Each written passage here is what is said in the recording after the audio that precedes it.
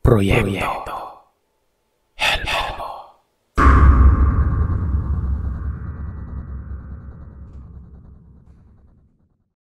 Mapagpalang araw po sa inyo, Sir Seth. Maging sa tagapakinig na walang sawang sumusuporta.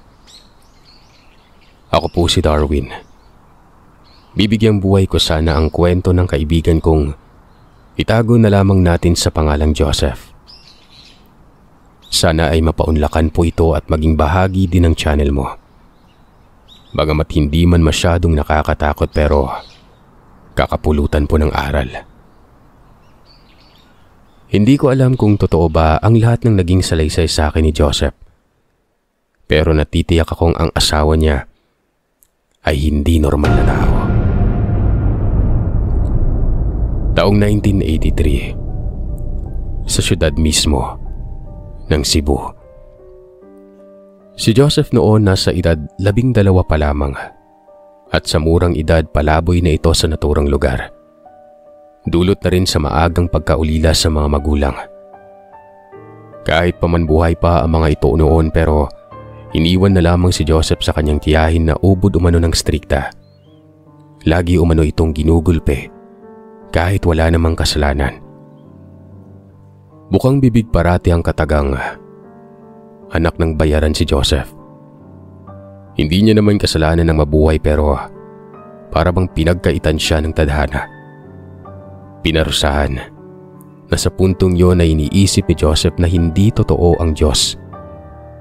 Ganun kasi ang paniniwala niyang lahat ng nilalang na binuhay magkakaroon ng maliwanag na landas pero ang tinamo niya ay para bang puro na lamang kadiliman.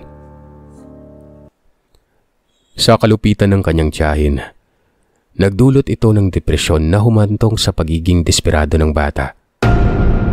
Lumaya si Joseph at minabuting gumala ng gumala sa lansangan. Kaysa naman daw nakatira siya sa isang bahay na parang bilangguan. Kung saan-saan na lamang siya napapadpad.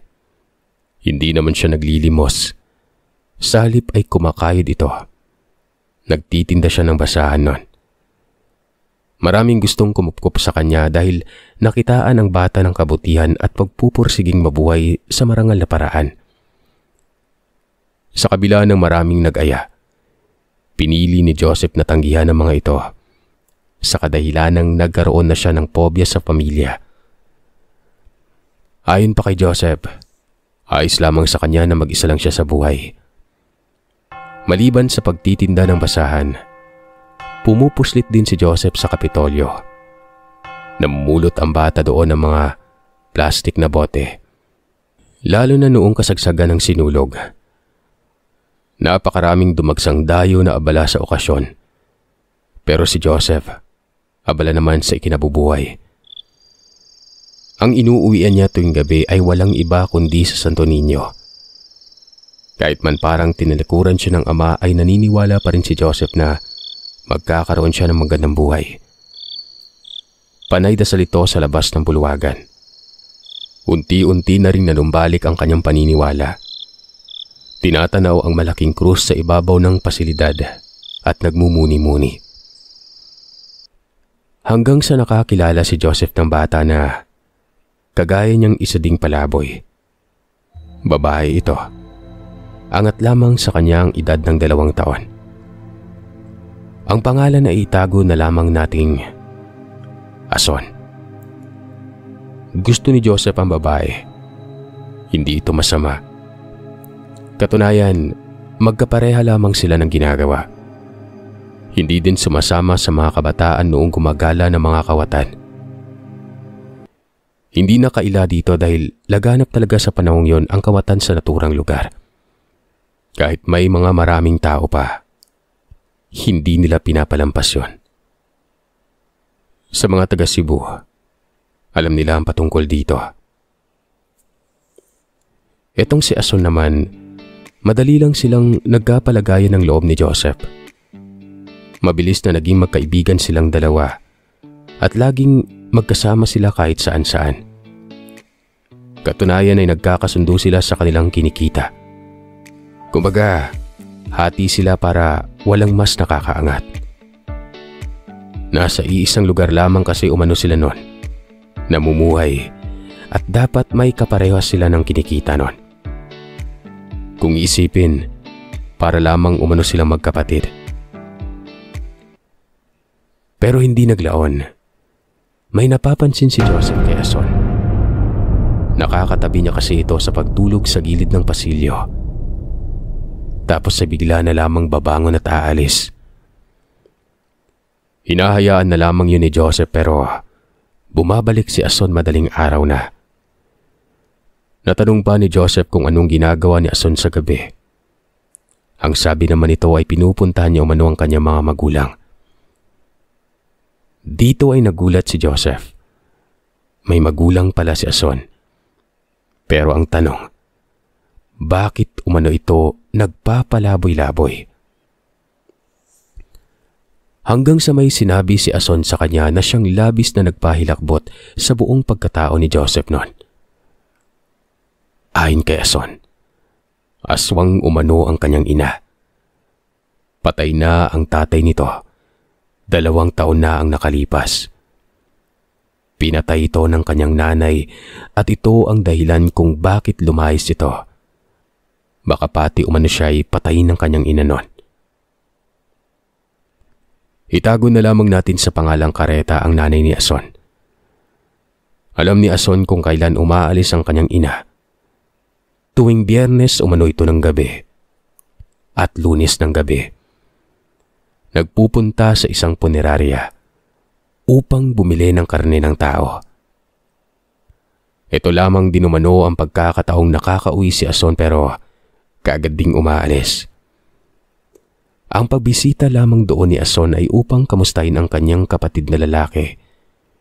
Inaaya niya itong umalis pero natatakot itong lumisan dahil pinagbantaan ito ng kanilang ina. Matagal na umanong hinahanap si Ason ng nanay niya. Ayon pa sa kapatid ni Ason na si Junjun, umuwi na lamang daw si Ason para hindi magalit ang kanyang ina. Pero mariing iginiit ni Ason na hindi na siya uuwi pa. Sa pagkakataong ito ay nahabag si Joseph. Parati kasi silang magkasama ni Ason at mabilis na tumakbo sa isip na baka madawit siya sa problema ng pamilya. Kung kaya noon, nilubayan niya si Ason. Lumipat ng lugar si Joseph pero sa kabila ng paglayo ay nasundan pa rin siya ng babae. Na siya namang labis noong ipinagtaka ng batang lalaki kung paano siya nasundan. Malaki ang syudad at hindi niya pinaalam kung saan siya pupunta. Sa Mabolo nagtungo si Joseph at sa pasilyo siya patungo Tipadilla na Malagi noon. Ba't mo ako nasundan? Lubayan mo ako. Lubayan mo ako, Ason. Baka madamay ako sa'yo. Bungad ni Joseph noon. Sa mga puntong ito ay gabi na at kasalukuyan sanang magpapahinga si Joseph sa gilid ito ng pasilidad na merong puting ginto. Ang sabi naman ni Ason ay bakit hindi daw nagpaalam si Joseph. Ganon na lang ang paghahagilap niya kung saan-saan. Hindi siya tumitigil hanggat hindi niya nahahanap ang kaibigan. Aswang yung nanay mo, diba? At hinahanap ka niya. Umuwi ka na lang sa inyo. Baka patay na ako ng nanay mo eh. Alam ng nanay kung saan ako naroroon. Aswang siya. Hindi malayong maamoy niya ako. Kung hinahanap man ako ng nanay ko noon pa dapat, diba? Naiintindihan niya ako at yun ang ibig kong sabihin. Hinahayaan niya lang ako, Joseph. Kagad namang pumasok sa isip ni Joseph na may punto si Ason. Ngunit naroon pa rin sa isip kung paano siya natagpuan ito. Magpaganon pa man, hindi na lamang niya binigyang pansin yon. Muli silang nagkasama, pero hindi na katulad nun. Ngayon kasi ay hindi na kinikibuan ni Joseph ang kaibigan, kahit pa man kinakausap siya nito ng malumanay. Hindi niya ito pinapansin. Sapat na yung magkasama sila pero hanggang doon lamang umano. Hanggang sa isang gabi, bigla na lamang umungol si Ason habang natutulog. Nabahala si Joseph. Sinipat niya ang kaibigan. Ilang distansya lamang ito sa kanya kung saan naglatag din ng karton bilang tulugan.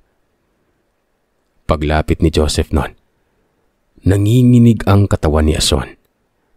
Mainit ito na halatang nilalagnat. Pero ang napansin ni Joseph noon, tila ba nakalabas ang dila ni Ason. Dito ay kaagad niyang pinatihaya ang babae sa pag-aakalang baka malalagutan na ng hininga.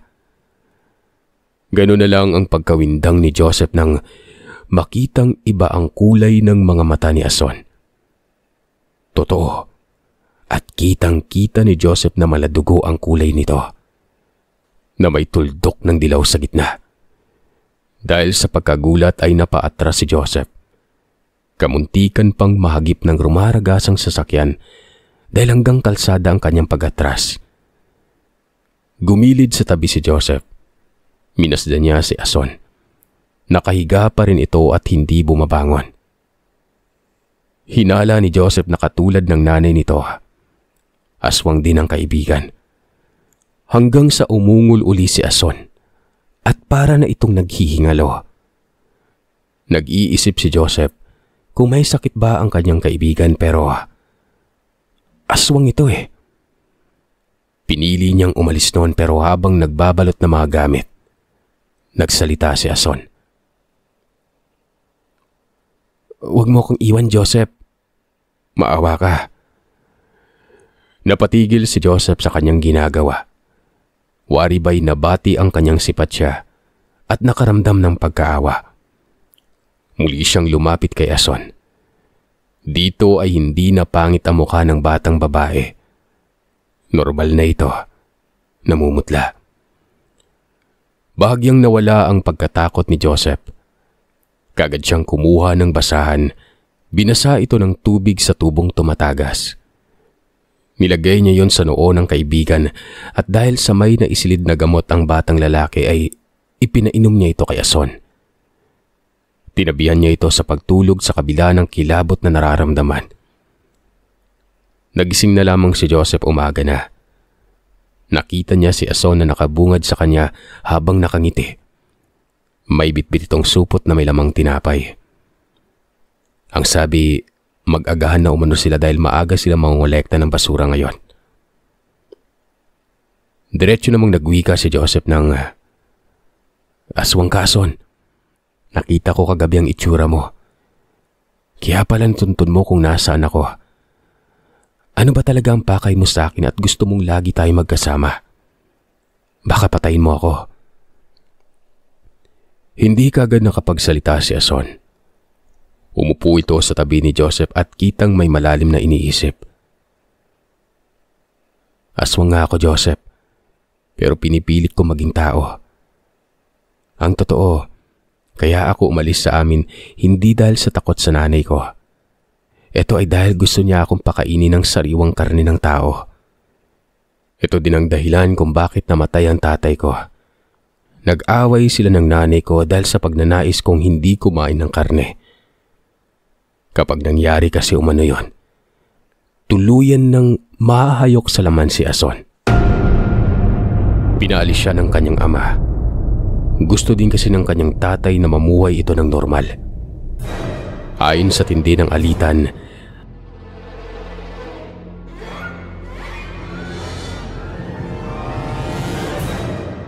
ay napatay ng nanay ni Ason ang kanyang ama. Sa pagpapatuloy ng pagwiwika nito, gusto niya umanong kasama si Joseph dahil mabuti ito at gusto niya ang impluwensya ng kaibigan na siya namang magbibigay daan sa kanya para lumaking mabuting tao.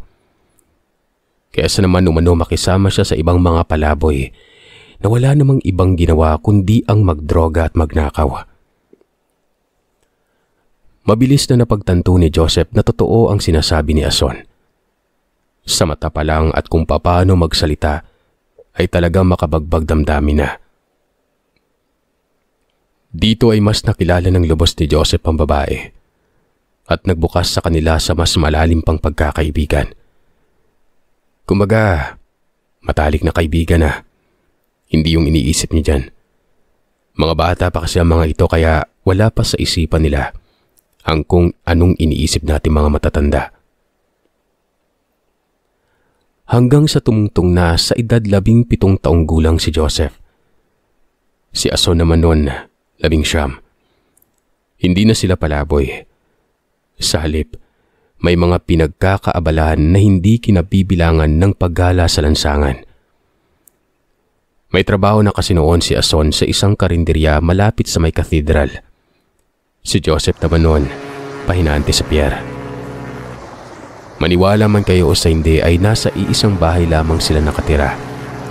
Nangungupahan. Pero ganun pa din, hanggang mag-aibigan lang. Talagang magkakasundo silang dalawa. Napagkamalan pa nga magkalaguyo at maraming nangutya kasi nga ang bata pa nila noon. Pero mariin na pinabulaanin ni Joseph na wala silang relasyon. Ni halik at yakap kay Ason, wala. Hindi yun ginawa ni Joseph. Si Joseph ang laging nagtatanggol kay Ason. Ito din ang laging nagdudumili na wala silang relasyong dalawa. Hanggang sa nagulat na lamang si Joseph nang may sinabi sa kanya si Ason noon. Kung iniisip umano na mga kapitbahay nila na may relasyon sila kahit wala naman, bakit hindi na lamang umano nila tutuhanin? Para na rin maging magaan ang pakiramdam nila. At least, totoo nang may relasyon sila noon. Bukod kasi sa pangungutya ay lagi niya ding naririnig na ano ba daw ang ginagawa nila sa loob ng iisang silid. Nagdadasal. Hindi naman daw sila magkapatid noon. Sinabi naman ni Joseph na naluloko na ba itong si Ason? Bakit ba niya kasi pinapakinggan yung mga kapitbahay nila? Hayaan na lamang ang mga ito. Hindi naman ang mga ito'y nagpapakain sa kanilang dalawa. Sinabihan niya si Ason na manahimik na lamang kesa sa kung ano-ano ang sinasabi niya. Nakakagulat umano at nakakakilabot sa pakiramdam. Sinabi naman ni Ason na nagbibiro lamang siya. Pero malay niya umano at kumagat ito. Sa tagal ba umano nilang nagsama ay hindi man lamang ba umano naisip ni Joseph na magkaroon ng pamilya? Hindi ba daw siya mahal ni Joseph at talagang hanggang kaibigan lang? O baka naman lalaki ang gusto ni Joseph noon. Itinatago niya lang. Napabulyaw naman si Joseph noon. Bakit napunta sa pagiging ganon? Nakakadiri umano. May masmasan ka sana sa panaginip mong yang Ason. Napakalakas pa ng pagkabigas ko't baka marinig ng kapitbahay. Tsaka Ason, alam mo na kung ano ang dahilan. Kung bakit noon pa man ay hindi na ako pumapatol sa'yo. May trauma ako sa isang pamilya. Tsaka aswang ka kaya. Ilantad mo man yung katawan mo sa akin, hindi ako nagkaroon minsan ng tukso. Baka mamaya mahati pa yan eh. Dalian mo at baka malit na ako. Ang tagal mo magbihis. Sabi ni Joseph noon.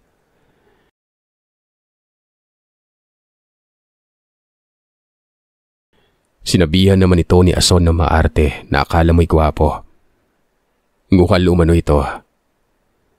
Kahit na aswang ang tingin umano ni Joseph kay Ason ay kung makatitig umano ito sa kanya. Halata, ayaw lamang nito magsalita. Ang totoo, itong si Joseph ay may gusto kay Ason noon pa man. Sadya nga lang may humahad lang sa isip niya kung kaya't hindi niya mapakawalan sa dalaga ang nararamdaman. Hindi naman dahil sa aswang si Ason, maging ang pobya niya, hindi din ang dahilan. Kundi wala lang talagang lakas ng loob ang binatilyo nun. Ito ang lagi nilang bangayan na parang nagbibiruan lamang sa araw-araw. Kapwa naman sila may matataas na pasensya kung kaya tumatagal ang kanilang pagsasama. Alam niyo Sir Seth, ito palang si Ason, hindi naman anak mahirap. Hindi ito naghihikaw sa buhay. Kung tutuusin ay malaki ang bahay nila. Naisama na kasi si Joseph dito at nasilayan na rin ni Joseph ang kapatid ng dalaga nun. Malaking tao na sa mga pagkakataong yun ang kapatid ni Ason. Ang bahay nila, ilang distansya lang ito sa kalsada. Parang subdivision pero ang labasan, lansangan na. Nakita na rin ni Joseph ang nanay ni Ason. May pagkasuplada ang mukha nito at parang kakain talaga umano ng tao kung makatitig. Pero ni minsan ay hindi pa niya nakakausap ang nanay nito, maging ang kapatid. Dahil ang pagpunta nila ay pagdaan lamang sa bahay. Ito ay noong minsang kinulit ni Joseph si Ason kung saan banda nakatira nun. Namangha si Joseph. Naisip niyang marangya pala ang buhay ng dalagita pero dahil na rin sa pagnanais na mabuhay ng normal, ay pinipili ng dalaga na tumaliwas. Madalas na rin nakikita ni Joseph si Ason na nagiging aswang. Kinikilabutan umano si Joseph nun. Lalo't isang di pa lang ang layo ng kinahihigaan niya kay Ason. Nakikita niya ang dalaga na bigla na lamang maghuhubot-tubad. Tapos ay parang baliw na panay silip sa bintana. Yung itsura, masahol pa sa pinakapangit na nakita ni Joseph noon. Itim ang labi, makapalang kilay, at yung mga mata, nakatatak na sa isipan ni Joseph. Kulay dugo na may tuldok na dilaw. Kapag nagiging aswang si Ason ay nagtatalukbong na lamang ng kumot ang binatilyo. Habang nangyayari pa ang mga sandaling yon, para daw magsisiga sa kiliran si Joseph noon. Maalinsangan at kahit pawis na pawis ay pinipili ni Joseph ang magtalukbong. Minsan ay pinagkakatuwaan pa siya ni Ason. Kinakalakalabit at inaakit sa anyong aswang.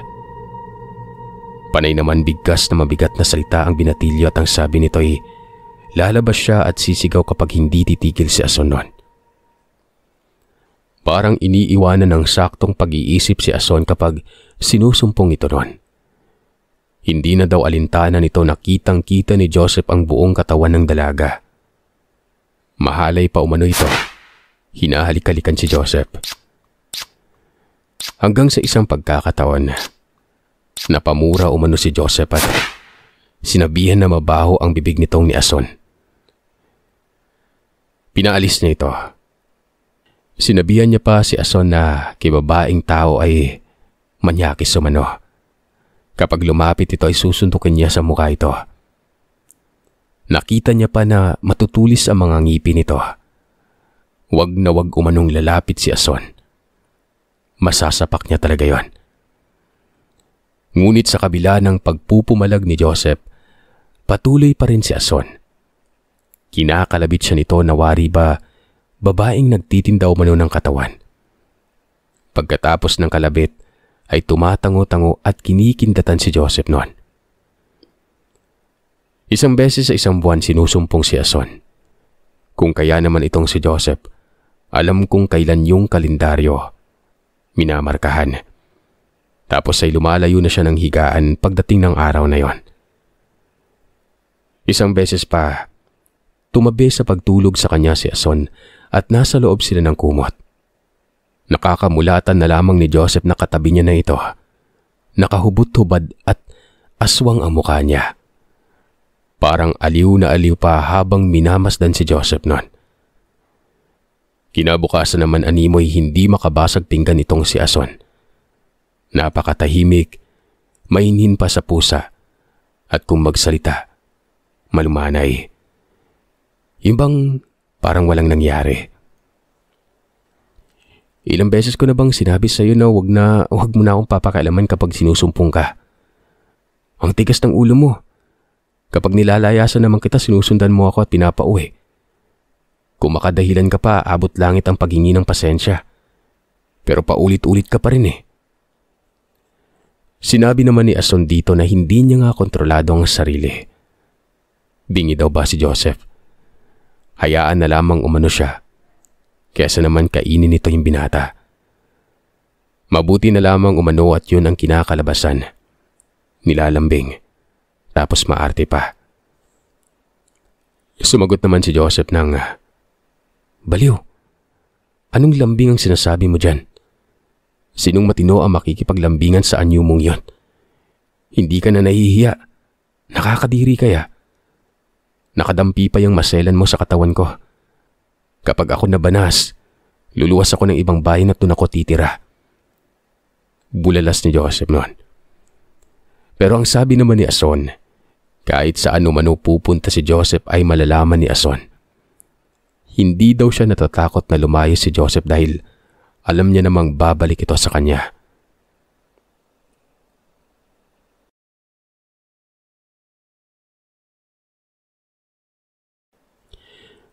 Sa tagal nilang laging ganon, hindi sinasadyang nakabitaw ng masakit na salita si Joseph. Kung sumunod na lamang daw si Ason sa kanyang nanay, hindi na sana namatay ang tatay nito. Sinisisi ni Joseph na si Ason ang dahilan kung bakit namatay ang tatay niya. Hindi nakapagsalita si Ason. Agad-agad ay umalis ito. Mabilis na hinabol ni Joseph. Gabi yon ang nangyari. Hindi na naabutan pa ni Joseph si Ason. Mabilis na pag-isip-isip ni Joseph na nasaktan niya ng lubos si Ason. Nagsisi si Joseph na mga sandaling ito dahil yun pa lang ang unang beses na makita niya si Ason na nagalit at seryoso. Sa kabila ng pangungutya niya dito at pangtataboy. Hindi pinapansin ni Ason. Pero sa puntong yun ay talagang sobrang diin ang nabitawang kataga ni Joseph. Kaya siguro umalis ang babae. Inaasahan niyang babalik si Ason pero Sir Seth, hindi na ito bumalik pa.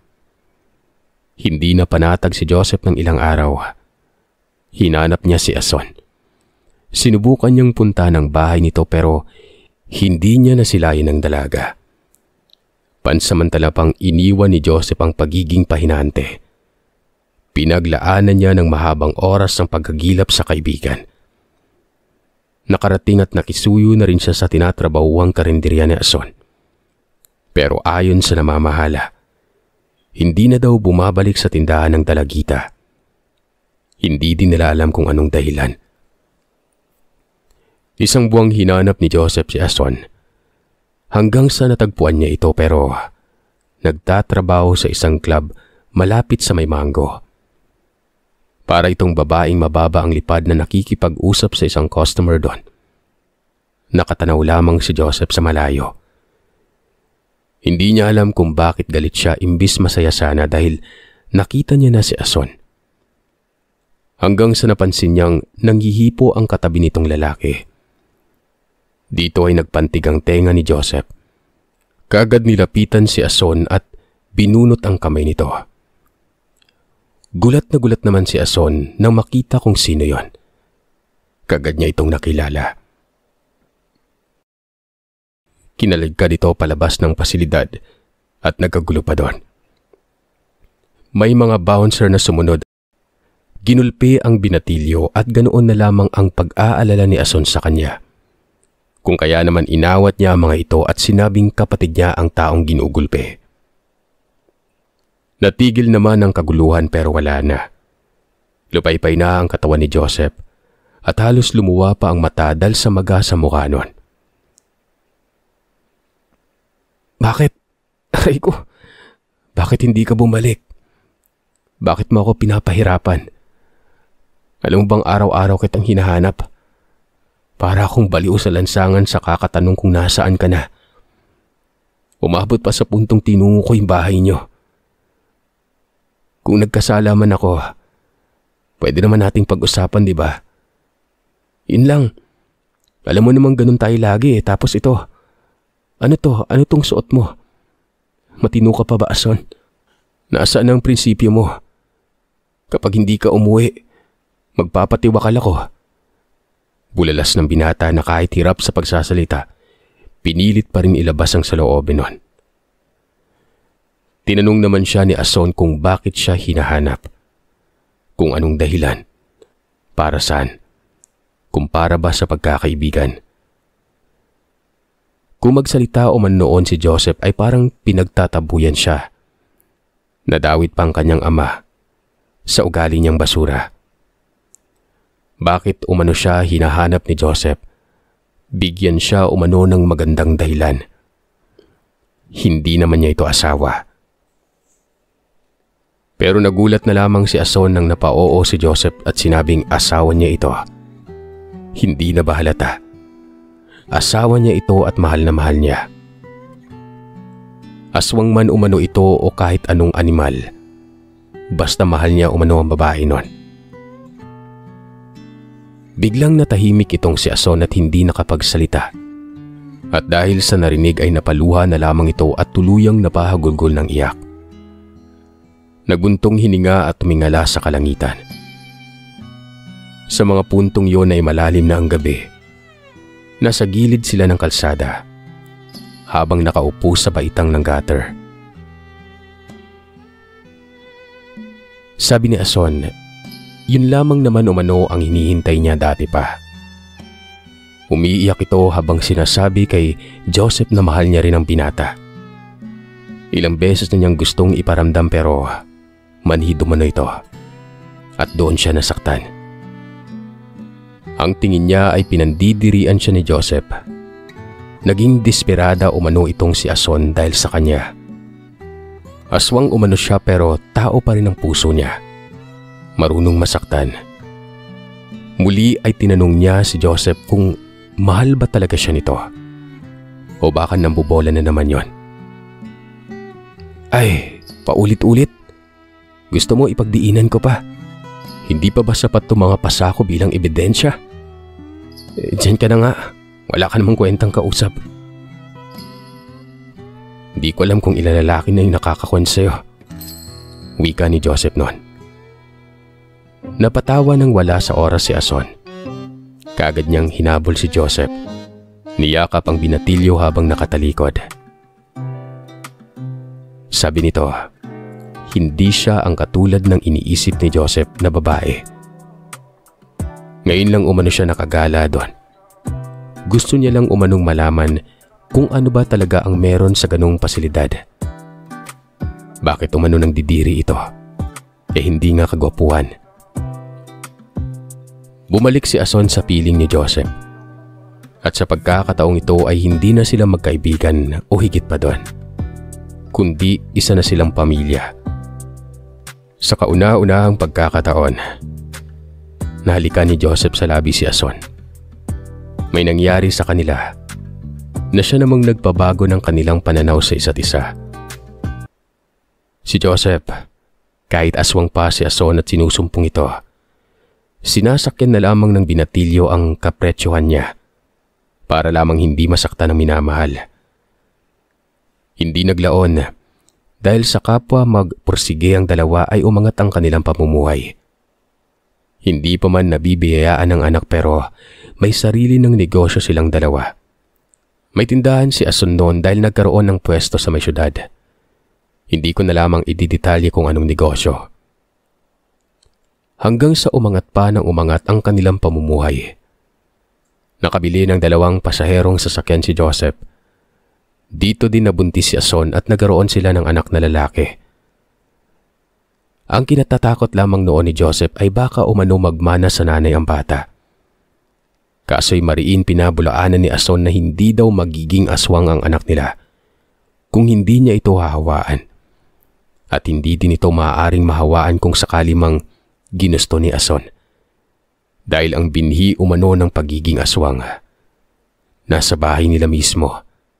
Ang nanay niya ang magbibigay nito. Kung kaya naman naging panatag si Joseph noon. Noon din nalaman ni Joseph na hindi lang si Ason ang aswang. May mga binanggit kasi si Ason na siya namang nakasalumuhan na rin ni Joseph. Isang beses pa nga, sinabi ni Ason na ang kainuman daw na isa ni Joseph ay aswang. Takpan umano ang baso kapag nakikipag-inuman uli. Baka hawaan si Joseph noon. Pero wag umanong magpapahalata dahil nasasaktan daw ang aswang kapag may naaasiwa sa kanila. Maraming nagkalat na aswang, Sir Seth. Hindi yun lubos inakala ni Joseph kung hindi sinabi ng kanyang asawa. Wala siyang kamuwang-muwang. Kapag napapadaan sila sa isang lugar, bigla na lang bubulungan si Joseph ni Ason. Ang nakikita niya umanong tao ay may lahing aswang. Dagdag ni Ason, ang mga aswang umano na gumagala sa syudad. Ito'y mga aswang na nais mamuhay ng normal. Kung nasa liblib umano, ito na yung mga aswang na pinanindigan ng kultura ng pagiging aswang. Ayon pa kay Joseph, sino ba namang mag-aakala na magkakaroon siya ng karanasan sa aswang? At katunayan, naging bahagi pa ito ng kanyang buhay hanggang sa ngayon.